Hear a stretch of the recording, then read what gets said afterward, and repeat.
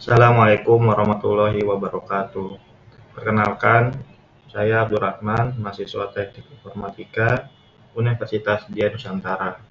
Saya akan mempresentasikan tugas dari mata kuliah penulisan karya ilmiah dengan judul Penerapan Link Aggregation Control Protocol atau disingkat LSCP untuk mengatasi keterbatasan perangkat dalam rangka implementasi 5G pada PT Indosat Ooredoo Hanshin. Dosen pengampu Dr. Vina Ayumi, Sarjana Komputer, Magister Komputer, disusun oleh Abdul Rahman. Daftar isi nomor 1 pendahuluan, 2 metodologi penelitian, 3 hasil dan pembahasan, 4 kesimpulan dan saran. 1. Pendahuluan. Pengenalan permasalahan. Yang pertama adalah kebutuhan data, di mana kebutuhan layanan data berkecepatan tinggi semakin meningkat dengan adanya teknologi terbaru yaitu 5G. Lalu teknologi perangkat lama diminta untuk menyesuaikan dan mengoptimalkan perangkat yang lama atau existing. Yang ketiga adalah perangkat multi-vendor. Kolaborasi dengan perangkat yang berbeda merek atau brand, biasa disebutnya multi-vendor. Jadi dalam pekerjaan atau laporan ini kita diminta untuk pemasangan microwave yang memiliki fitur layar 2 pada suite dengan harus menyesuaikan dengan perangkat lama yang sudah terpasang, sehingga adanya koneksi multi vendor tentunya dengan spesifikasi yang berbeda dan keterbatasan perangkat yang lama. Teknologi terkini yaitu jaringan 5G, dampak dan tantangan implementasi jaringan 5G, di mana 5G ini sangat berbeda jauh perkembangannya dari teknologi sebelumnya yaitu 4G, sehingga dari sisi transmisi atau transport diminta untuk mempersiapkan sesuai dengan apa yang direncanakan dari tim planning customer ya. Tujuannya apa untuk penelitian ini? Yaitu untuk mengoptimalkan jaringan dengan meningkatkan kapasitas dan redundansi pada jaringan. Yang kedua adalah mengatasi tantangan, yaitu kolaborasi teknologi perangkat lama dengan perangkat baru, biasa disebutnya multi vendor dalam satu jaringan.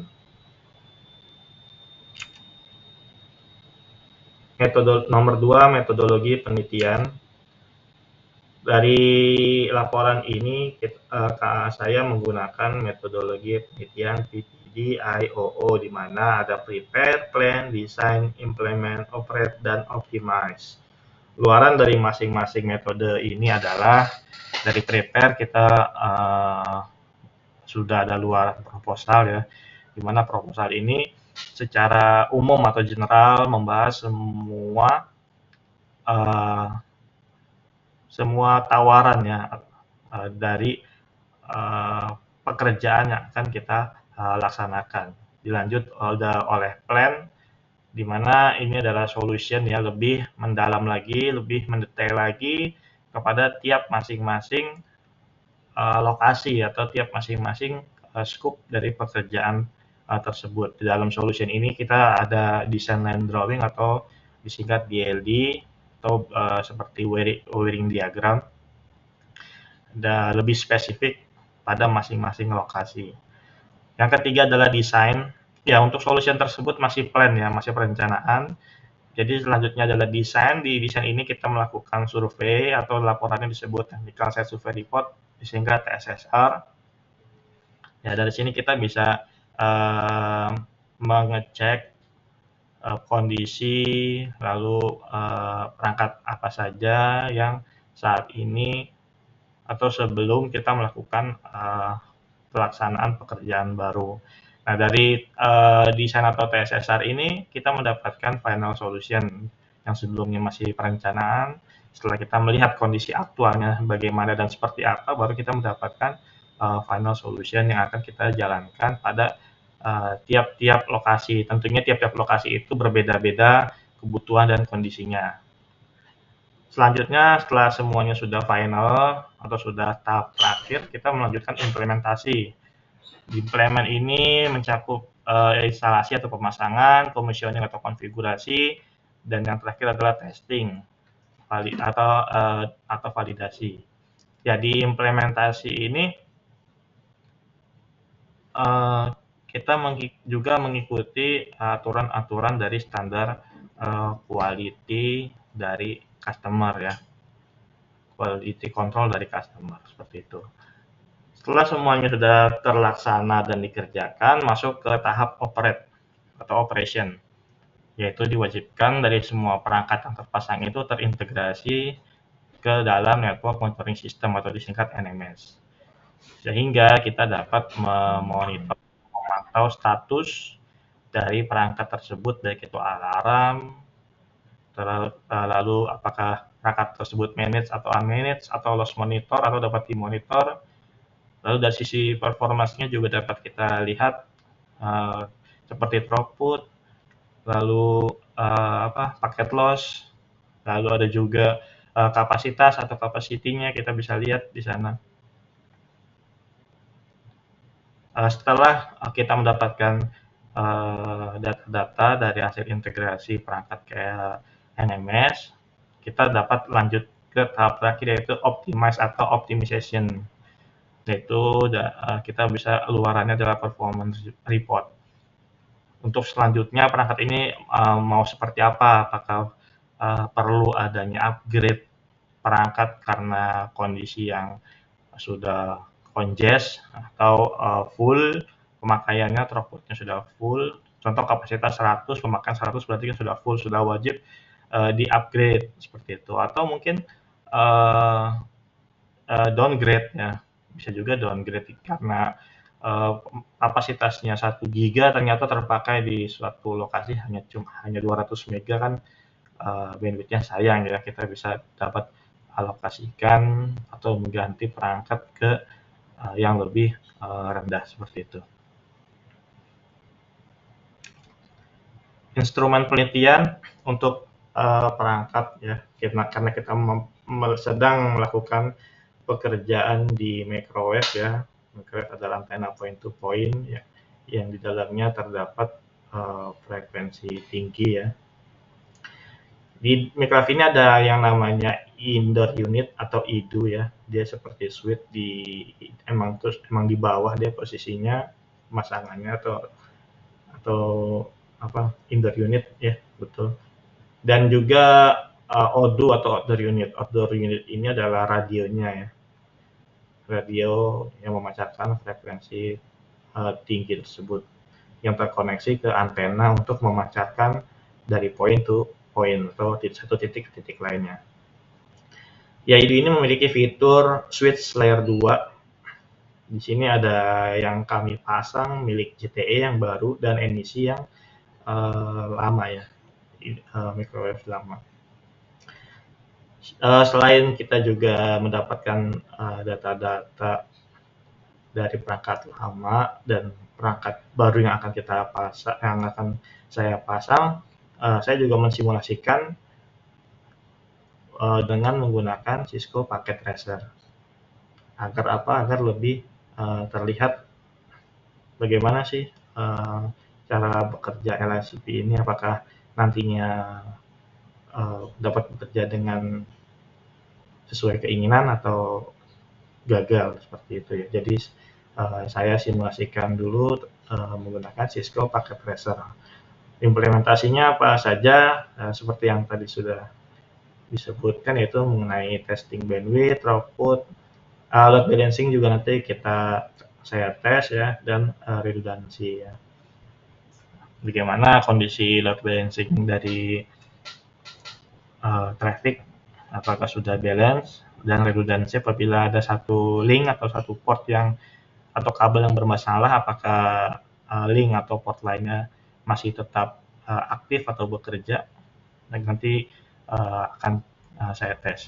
Yang terakhir adalah manajemen sistem, di mana network monitoring system atau NMS ini yang kita pakai milik ZTE yaitu Genic One versi R58 versi 16.24.20. Ya, ini berfungsi untuk memantau status dan alarm, menyimpan dan menampilkan data real time dan histori dari perangkat yang ada di setiap lokasi atau di setiap site.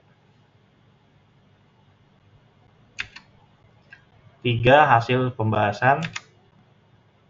Berikut adalah diagram jaringan topologi multi-vendor, di mana jaringan ZTE ini yang di sebelah kiri ya, dan yang initial yang sebelah kanan. Di sini saya menggunakan 3 kabel ya.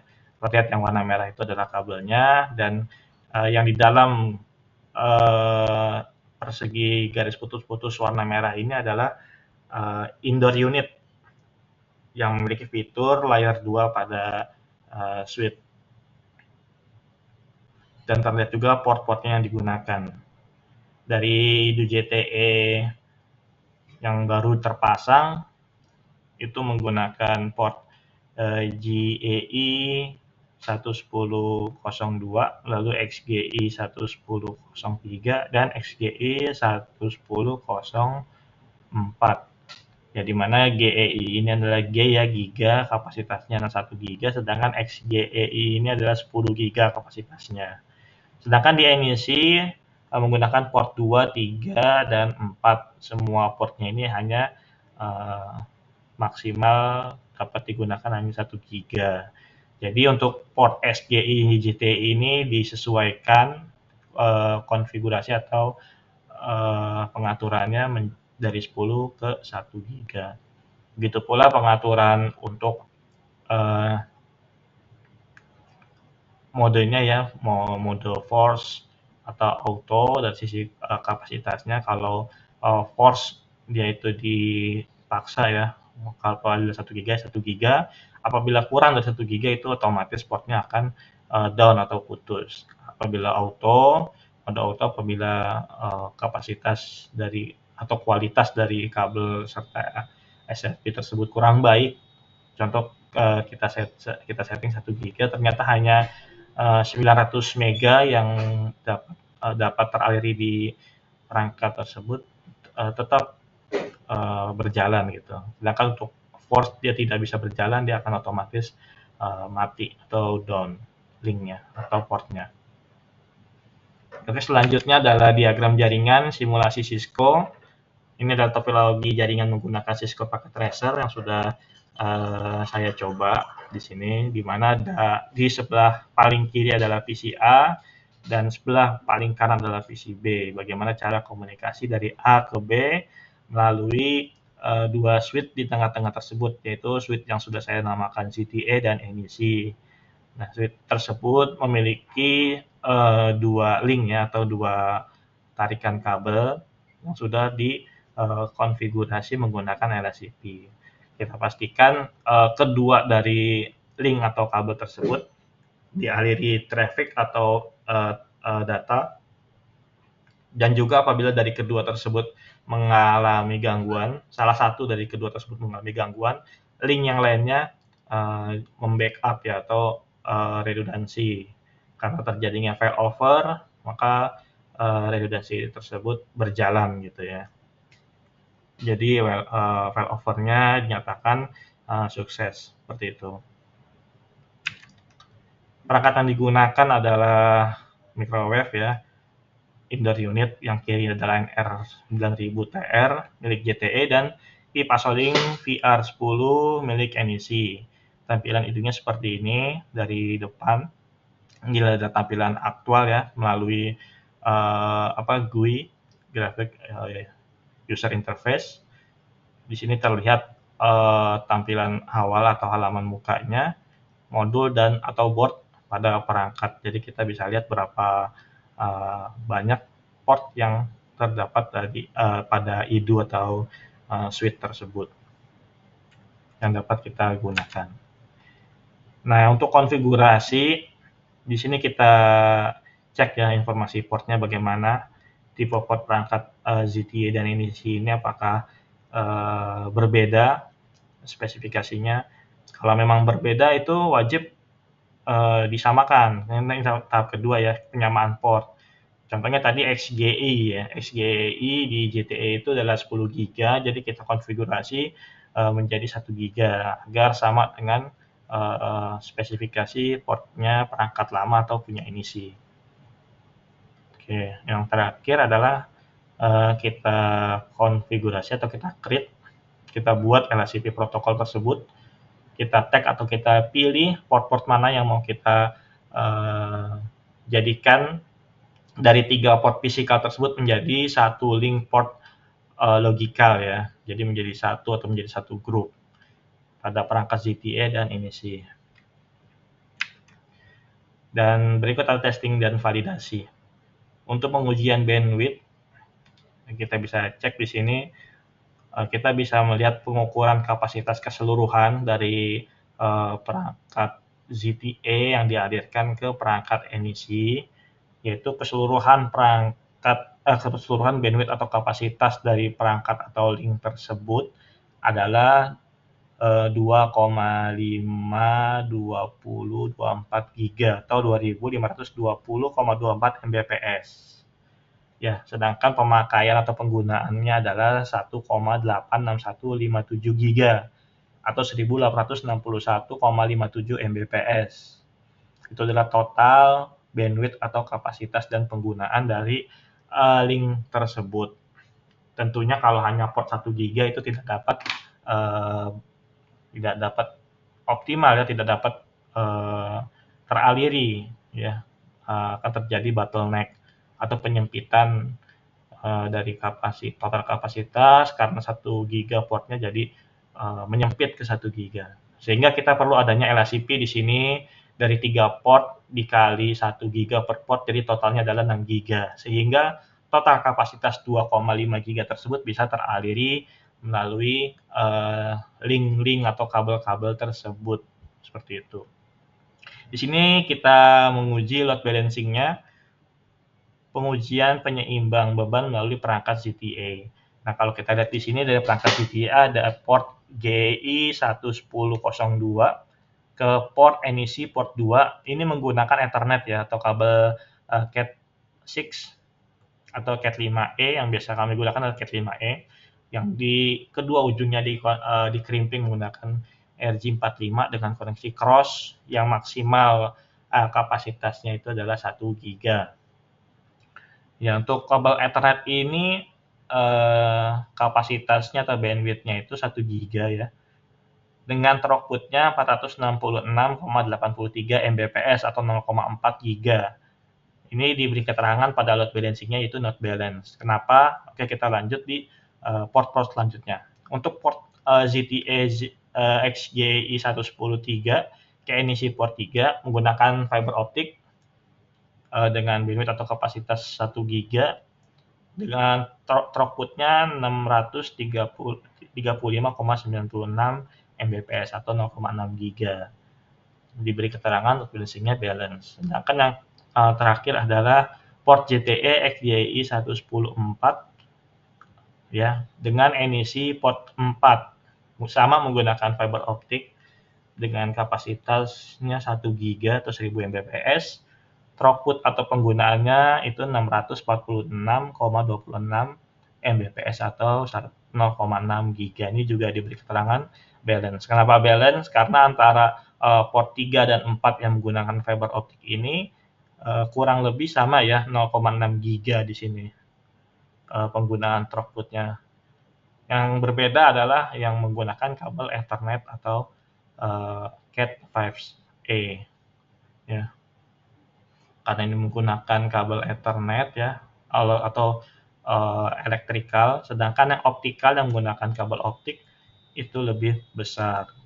Di sini kita juga bisa menentukan ya kualitas dari material tersebut karena lebih baik menggunakan kabel optikal. Dan selanjutnya adalah mengenai untuk redundansi ya, atau di sini kita mengetesnya dengan menonaktifkan atau mendisable port. Nah, jadi kita bisa menjalankan redundansi tes tersebut Disable port pada port 2, kita lakukan disable port dan keterangan dari statusnya itu inaktif. Sedangkan untuk yang port 110.3 dan 110.4 masih kondisi aktif. Setelah saya cek di grafik traffic ya di sebelah kanannya ini, sukses untuk failovernya ketika port GI 110.2 ini inaktif atau disable port, throughput pada port tersebut pindah ke port yang aktif yaitu port 110.3 dan 110.4. Ya, kita bisa lihat yang saya berikan kotak berwarna merah ini, port 2 langsung turun ya, drop menjadi 0 kapasitasnya. Atau terdapat paket loss di sana ya, karena 0 ya, sama sekali tidak ada paket yang jalan di sana. Atau link down pada port 2 di JTE dengan port 2 NEC tersebut down.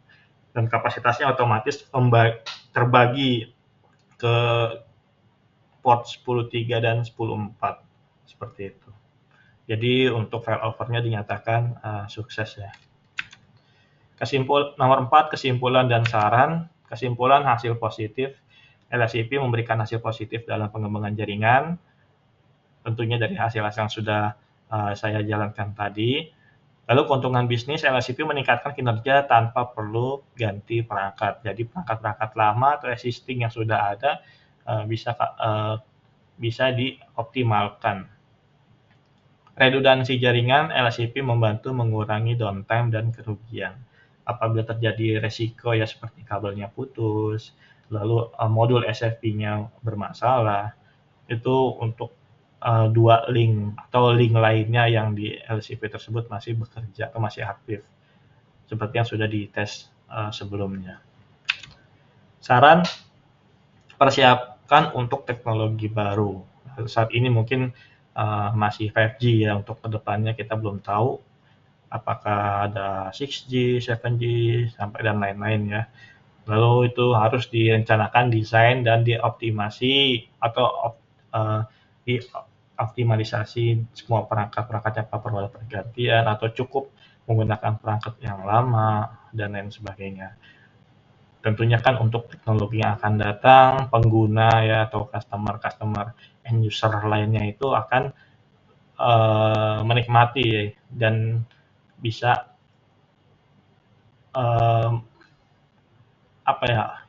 experience terhadap teknologi terbaru gitu. Jadi memancing pelanggan-pelanggan akan datang atau akan menggunakan teknologi-teknologi terbaru tersebut seperti itu. Lalu wireless lease line, pengembangan bisnis, penyewaan kapasitas jaringan ke perusahaan lain. Untuk yang sudah berjalan ya, mungkin yang ada masih dari sisi fiber optik ya atau wireless line. Dia penyewaan jalur transport atau jalur transmisi yang menggunakan kabel atau wire yang menggunakan fiber optik. Itu mungkin hanya baru di fiber optik ya. Sedangkan untuk di wireless ini menyewakan via jalur-jalur udara ini masih yang saya tahu masih belum ada ya di sini. Itu juga bisa dicoba ya, karena perusahaan atau mitra ini sudah memiliki jaringan wireless yang cukup handal, yang baik. Mungkin contoh link tersebut memiliki kapasitas 3 GB, terpakai hanya 1 GB. Tidak ada salahnya 1 GB-nya ini bisa disewa atau bisa gunakan oleh mitra lainnya gitu. Terima kasih